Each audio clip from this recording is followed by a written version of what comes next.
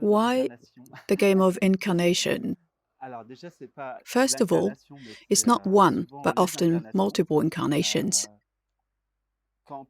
This is, once again, something that is part of the relative plane, meaning it isn't the absolute reality, but it's rather part of the manifested world, the plane of objects. And so on that plane, sages talk about three natures of dreams, three types of dreams. There's the very short one happening at night. There's another one a little bit longer, which lasts the length of a human life. To yogis, a human life is a dream. And finally, there's the extended dream of successive lifetimes. Some people remember their past lives, and so that is also a dream. Those successive lives, it is indeed a game of incarnation. So we go through several movies to reveal. I call that a movie. Human lifetimes is like a movie, the same way you'd put on a DVD and you go through the experiences provided by this movie. And to reveal your nature usually, but there's exceptions, there's always exceptions, but a certain amount of successive lifetimes are required. It's not that it's required per se, but it's just that the experimentation seems to unravel like that for a certain amount of time, up until a point where, without any reason that would be humanly comprehensible, an eclosion happens, or the ripeness of the fruit is so that we'll start wondering about our own origin. Actually, there are times where we don't even ask ourselves a question.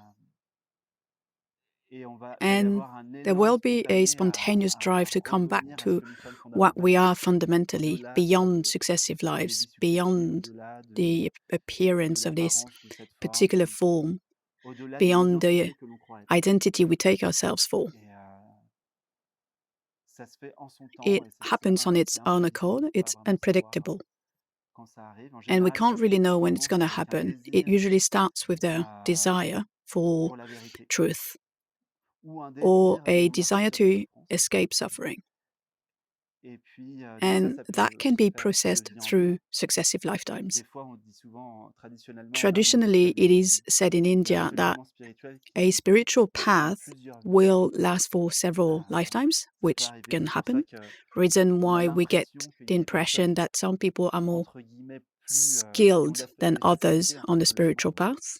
While it's not that they're more able, it's just that when they arrived this time around, they already had practiced meditation, prayers, contemplation, or any other type of practices before. Reason why in this life it appears to be easier to them.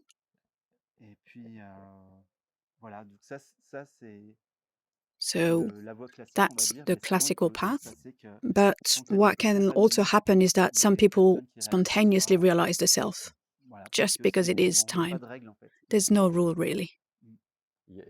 We could think that consciousness favors some of its incarnations more than others to realize the self, but that's not how it goes. Like Pierre said, it's spontaneous and it's this succession of existences, meaning reincarnations, with different scenarios in different planes, different lives, leads to an accumulation of informations, let's say at the level of the soul level.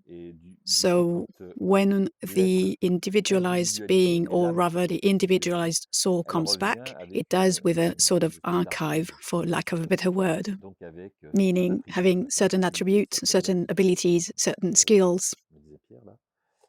And that's what broadens the comprehensions and realizations about lots of different things.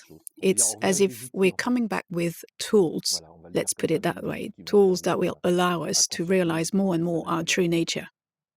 Absolute. And what's also fun is that this game of successive incarnations is not something individualized, meaning very often we will, how can I put it? It often happens as a family, meaning you will meet people with whom you'll have affinities and an impulse to keep on, well, that's a whole spiritual path in itself in the end. Every incarnation is there for the spiritual path. So you'll have the impulse to walk the walk with your soul friends again and again. Reason why some people talk about meeting someone feeling like they've known them their whole life. Well, as a matter of fact, they do. You've known that person for a very long time. Well, it's not the person that you actually know. It's more like the soul. It's the soul frequency that you recognize, because the body that you had in another life isn't the same as the one you experience right now. Bodies can be different. You can be a woman, a man, whatever. You still recognize this thing, like Pierre was saying. It has more to do with the notion of family of souls. It's rather on that level that it's happening. It is something more subtle. But it's still an immediate recognition. Reason people say it feels like it was yesterday. This is their first encounter in this life, so to speak, and they recognize each other instantaneously. It's really something very subtle. It has to do with the astral and other plans close to the astral. And from that moment on, there's a sort of regrouping happening, and then people proceed with that path of comprehensions and realizations together. And sometimes paths can diverge again, and then reunions occur once more. This game is very rich. Sometimes playing the role of the mother or the father in one life will become the children in another, etc. There are so many aspects to it, so many forms under so many angles. It's very funny.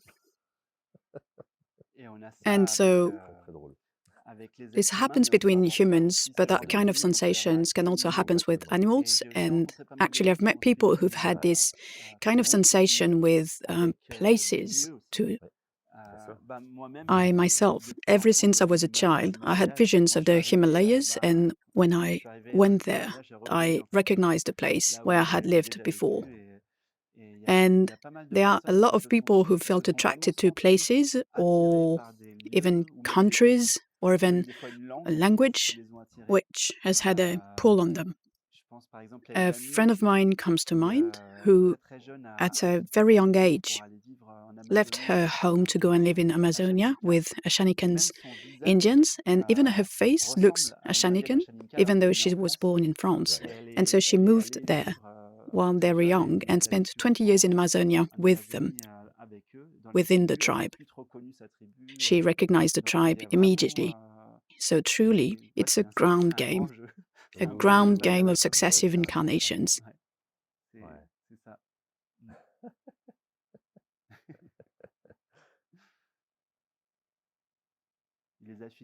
There's something about affinities too. Some practices, for instance, for some people, the spiritual path will be art, music, and that will keep on coming back life after life.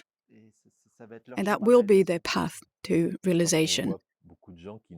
When we meet people appearing to be deeply spiritual, and like Pierre said before, you can see they have abilities. Well, it often comes from successive incarnations of monastic practices, encounters with sages, saints, masters, even spiritual teachers, but they can also have branched out, like going through esotericism, shamanism, magic, etc. And you can see it stuck with them, really got archived somewhere.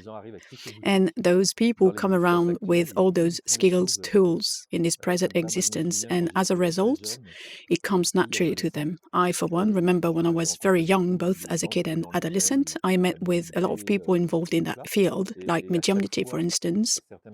And every time someone would ask me if I could do this or that, and I would pick on the skill they were using and would achieve the same result on the very first try, every time. So I clearly saw and realized very young that I already had been practicing before with those kind of things. It becomes obvious immediately that it is innate. It's available. It emerges on its own. It's there. And you surely get the sense you acknowledge that it's not coming from just now, but quote-unquote from prior anteriorities. And by the way, it's Krishna who says in the Bhagavad Gita, which is an excerpt from Mahabharata, where he says, we cross from one body to another, and quote unquote, the only difference is you do it as a sort of automatism, and I choose to do it on my own accord. And by my own accord, he means that he talks through the perspective of the self.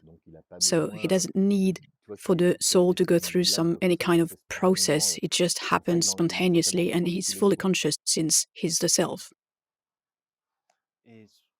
Usually, those successive incarnations are driven by past tendencies, what we call samskaras, and also problematics which need to be resolved internally. I call that grudges. When there are grudges towards anything, we can sense that our nature one isn't really revealed yet because we still hold a grudge against others who don't exist, but we still believe they do. And that's the reason why we keep coming back to kind of resolve those grudges, pacify what needs to be pacified until the moment there are no more grudges against anyone or anything. It's just useful for the revelation of what we are, indeed.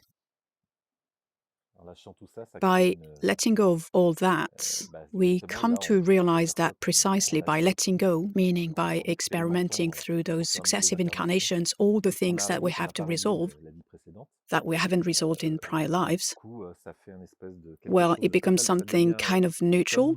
It smooths out. It gets totally equanimous. And peace settles down, and well, freedom obviously is already here, so that's the game of it all. We can even come, sometimes people say, and I do understand it for parents, for instance, a mother or father, when a child is born and dies shortly after. People sometimes think, what have I done to heavens or the universe? But it has nothing to do with punishment. Sometimes it's just simply due to the fact that that being had already lived a lot of things and just had to finish what needed to be finished and didn't need to stay, quote unquote, any longer in this incarnation. And it's also happening for parents as well, which I know may seem hard to hear, because some incarnations may appear as unfair. Well, it isn't actually. On the scale of globality, what consciousness is, it's just also. And it certainly may appear as unfair sometimes, but truly it isn't.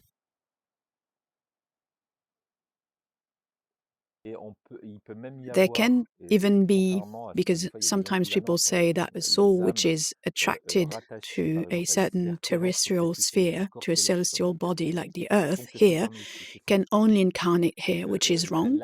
The soul is not necessarily bound to a sort of panel of vibratory frequencies that would belong to the Earth.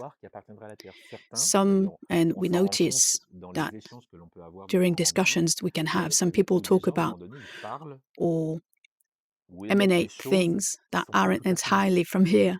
So, meaning the incarnation might have happened somewhere else too in the universe, for instance, and they've lived other things and they've sometimes come back to Earth, etc.